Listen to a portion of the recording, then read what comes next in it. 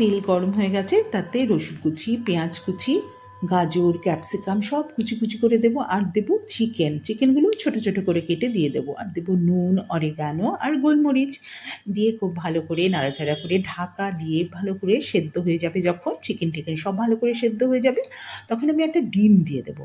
ডিমটা দিয়ে কিন্তু গ্যাসটাকে অফ করে দেবো। এই গরমেই ডিমটা সেদ্ধ হয়ে যাবে আর খুব মাখামাখি হয়ে যাবে সব কিছুর সাথে। ব্যাস, এবার কী করবো, একটা বাঁধাকপি নেবো। বাঁধাকপি নিয়ে শক্ত অংশগুলো একদমই নেবো না, সেগুলো বাদ দিয়ে দেবো। ভেতর থেকে নরম যে পাতাগুলো সেগুলো নেবো। নিয়ে আর দেখবো মাঝখানে, পাতার মাঝখানটায় না একটা শক্ত অংশ থাকে, সেটাকে বাদ দিয়ে দেবো। দিয়ে এবার কী করবো, খুব ভালো করে ধুয়ে নেব। ধুয়ে নিয়ে এবার জল আমি ফুটতে দিয়ে দিয়েছি।